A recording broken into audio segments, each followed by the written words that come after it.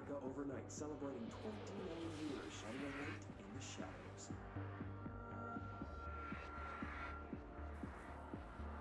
Thank you for staying with us. Here's our first caller. Hi. What I'm about to tell you, if they found out, I don't know what would happen. If who found out, brother? The men in the suits. They told me it was an industrial accident, but this is something else. Something nobody talks about. Ordinary. This certainly doesn't sound very ordinary, caller. No, not ordinary. Ordinary. It's a town. And it wasn't an industrial accident. I mean, that's what they said, but that's bullshit. Whoa, please watch the language, caller. It may be 2 a.m., but we're still a family show. I'm sorry. It's just my brother was there. They said the town was destroyed, but it wasn't. I went there. The people are gone, but the town's there. It's still there. So the population of an entire town disappears, yet the town remains. Tell me, was the phrase, "there is no salvation," written anywhere? I'm not sure. The same thing happened in Brazil in 23, a village called Rua Verde. More than 600 people just up and left. The government said they were fleeing guerrilla forces, but we know the truth. A mass abduction, as predicted by my regular guest, Dr. Quincy Reagan. Abduction? You mean aliens? That's bullshit! I know they're lying! Now I warned you about the language, caller. I'm afraid we're gonna have to cut you off. And good timing, too. It's time for a short break. Hang in there. America Overnight will be right back.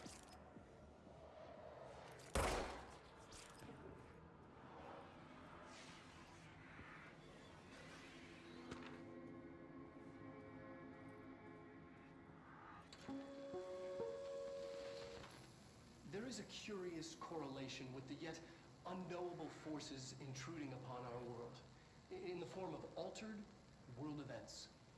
These forces gravitate toward archetypal objects, a gun, a television, a supposedly haunted house. So clearly humanity affects this process. Our collective unconscious is a map of sorts. We hold the key, but we don't know how to use it. We create these archetypes through everyday life, popular culture, urban legends, but we are observing and influencing a complicated system in action. We can change the likelihood of something being a receptacle for these forces just by thinking about it. But we haven't found a method to control the outcome. And yet, there's something unique in us, in our dreams, in the conceptual reality with power, with our minds.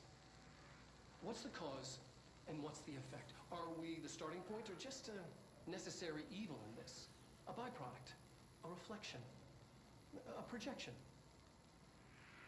We'll struggle to find the answers to these hard questions, or die trying.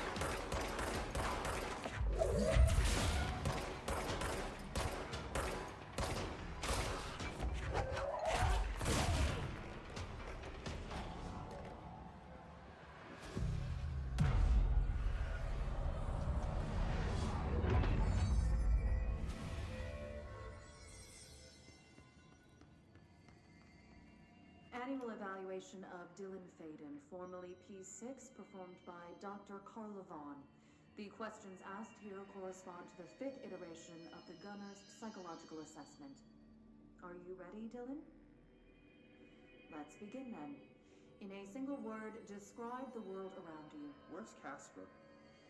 Dr. Darling is out of the building today. He's never out. He didn't want to come, did he? He never visits, not since Roberts. Tell Darling it wasn't my fault. I couldn't control it yet, but I can now. I learned. Will you tell him? In a single word, describe the world around you. A prison. A cold, empty prison. Not even a poster on the wall. What is the next number in the sequence 3, 6, 9, 12, 15? 18. What day is it today? How the hell would I know? It's not like you give me a calendar. You find a rabbit in the woods. It is breathing, but not moving. You cannot see any blood. What do you do? Leave it. Expand on that. It doesn't matter. The rabbit's not real. None of it's real. What day is it today? Do you enjoy asking people questions that can't be answered? Is this what gets you up in the morning? What you dreamed of doing as a scared, stupid little girl? Can you describe a dog to me? In Ordinary, we had a friend. Nosebleed Neil. And when it all went crazy, you know what I mean. Nosebleed Neil turned into a dog. Or something like a dog. What day is it tomorrow? Fuck off! I don't know!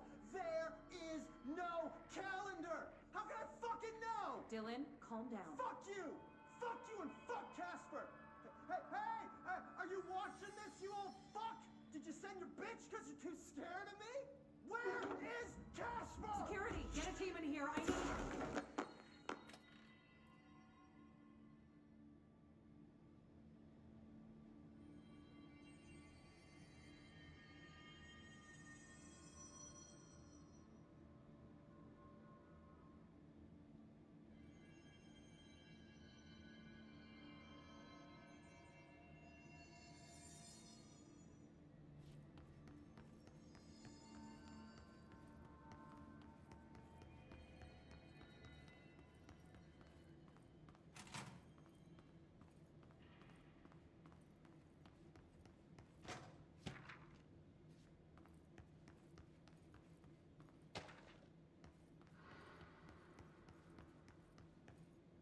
Let's see what they have on Ordinary.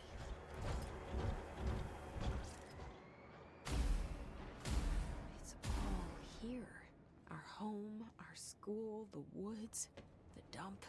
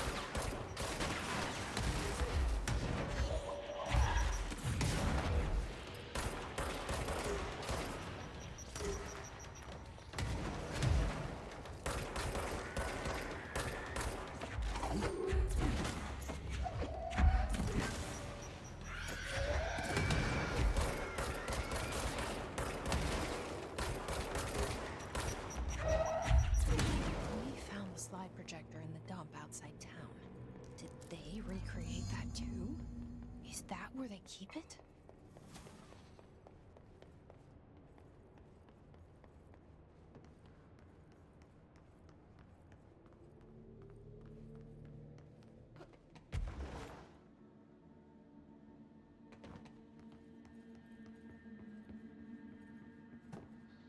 You mentioned a poem last time we talked. By Thomas Zane? Yes. Beyond the shadow you settle for, there's a miracle illuminated. I looked the poem up. Only I couldn't find any poet by that name. I did find a European filmmaker who moved here in the 60s, named Thomas Sane. What? I don't. No matter. It suits you very well. The poem. How you see things. Maybe you wrote it yourself? I didn't. No matter. You've said a few times that you feel like there's a piece of you missing. Can we talk about that? Okay. Yeah, it's this.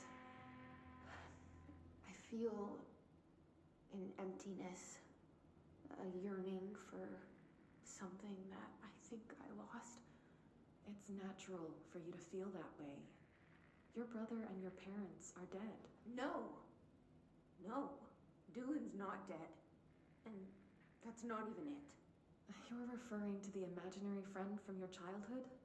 Polaris. She's come back. After a long time, she's calling me. In a dream I saw,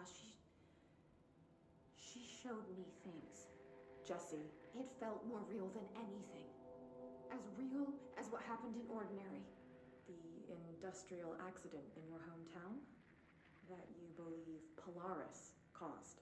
No, it wasn't an accident. There was no industrial accident, and Polaris didn't cause it. She saved me and Dylan. Jessie. No! It was a cover-up. The government knows about it. There were agents there. Agents from... I don't know exactly, but they took Dylan. I'll find them. I won't stop looking. Polaris wants me to go to New York. There's a building there. I have to leave soon. I have to be there at a very specific time. Something hugely important is going to happen. Jessie, you know we can't let you go until you're well. And that begins by understanding what's real and what's imagined.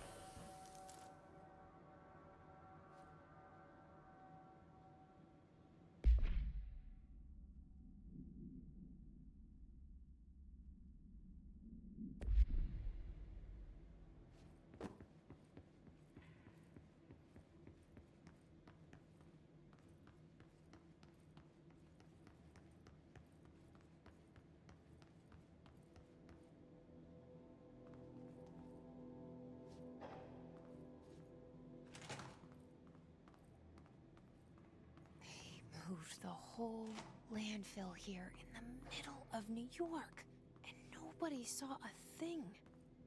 Pretty unbelievable.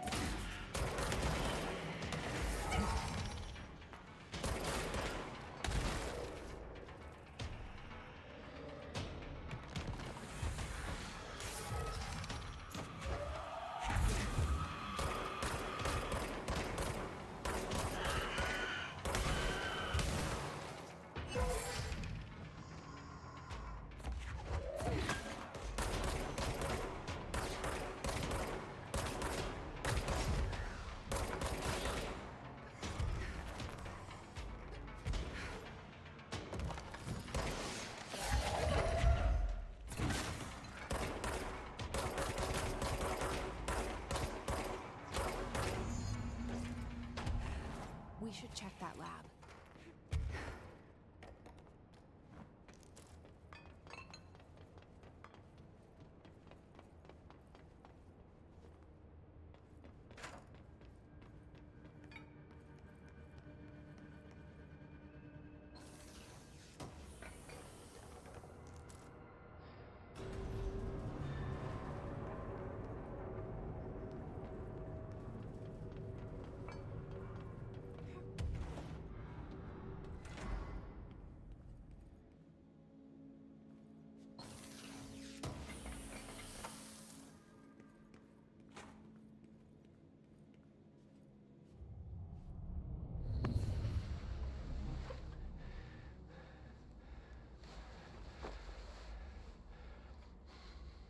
Effective immediately.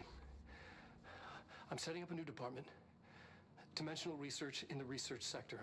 Transferring the slide projector there. That's where my focus will be now. The ordinary site remains as is. We'll be back to... I don't know when.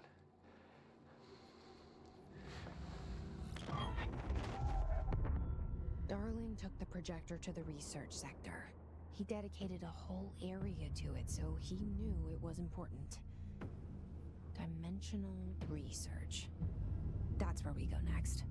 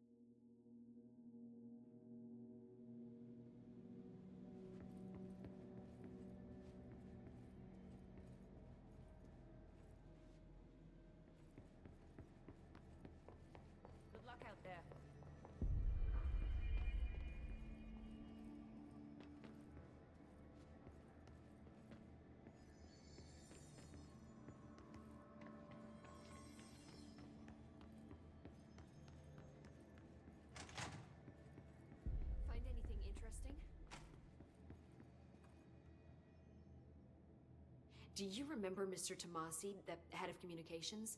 The hiss he was changed into showed up in containment, near the turntable. I'll take care of it. That thing's not getting away this time. I've heard reports about his particular use of language and intonation when repeating the hiss babbling. The biological and behavioral distinctions between different hiss-corrupted individuals is truly fascinating. I wonder if I could categorize the data. And she's already off on her own thing.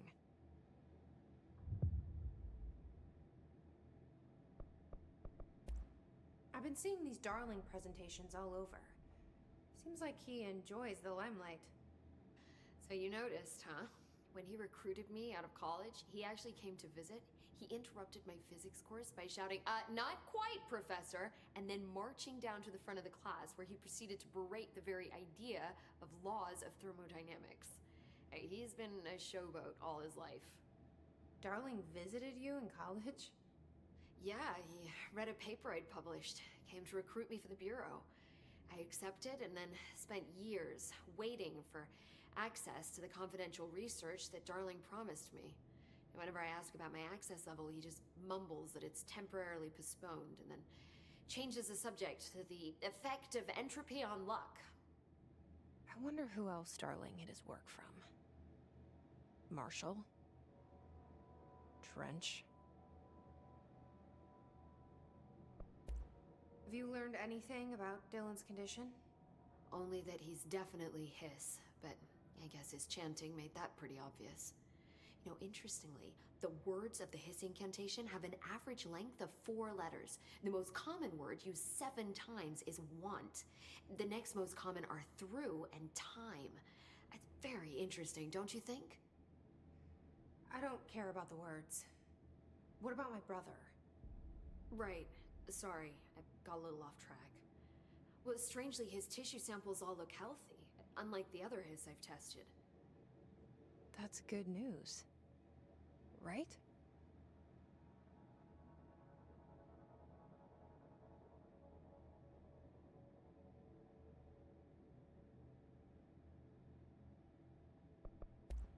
I wanted to talk to you about the crazy things I can do. My abilities. I get the sense that they're not very usual around here. Well, usual and unusual aren't really benchmarks at the Bureau, but for some perspective, Director Northmore once used the floppy disk to send a bowling ball 6 yards through the air, and that was considered a huge deal. So compared to that, you are most certainly an outlier. An outlier. I like the sound of that.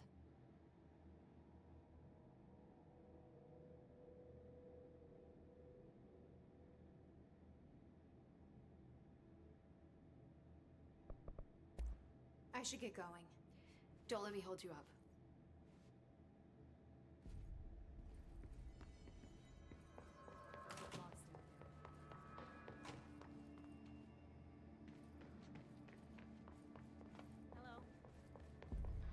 Darkness engulfed the elevator. There was something there, reaching for her, trying to make her act. It was a distress call. Faden sensed a drowning man, a hunger in the dark. Investigation sector. Investigation sector, huh? We should check this out.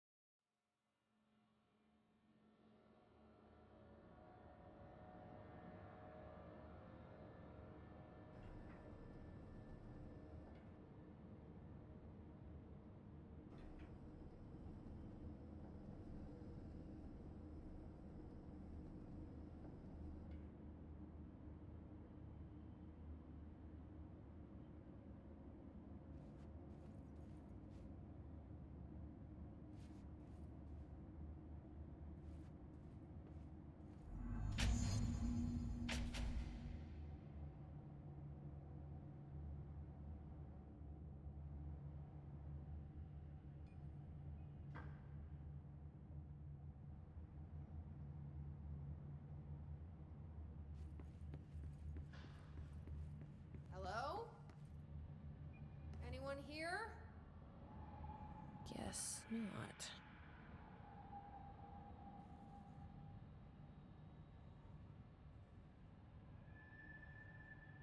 Seems a lot more crowded than the rest of the Bureau.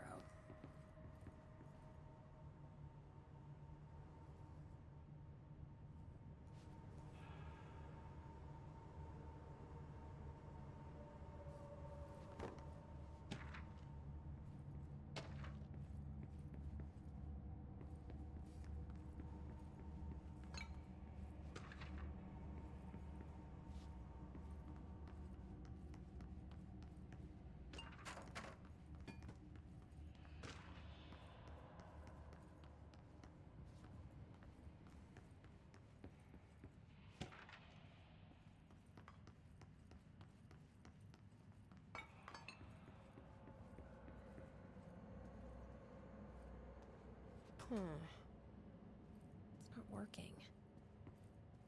Probably a loose power core somewhere.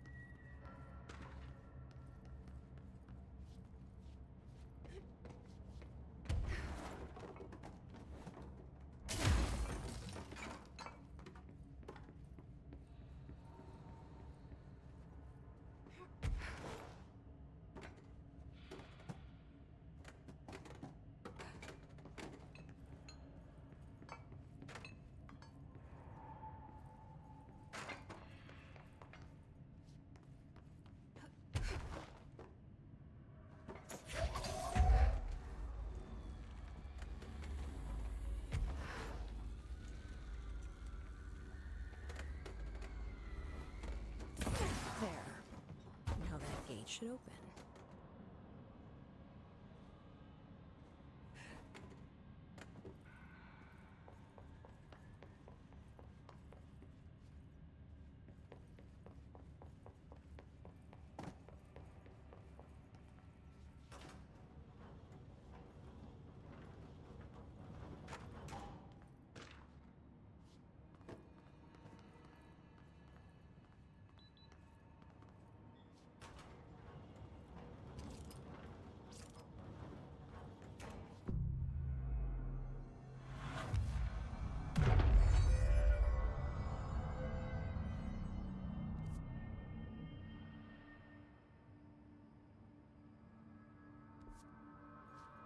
I'm no detective, but something definitely happened here.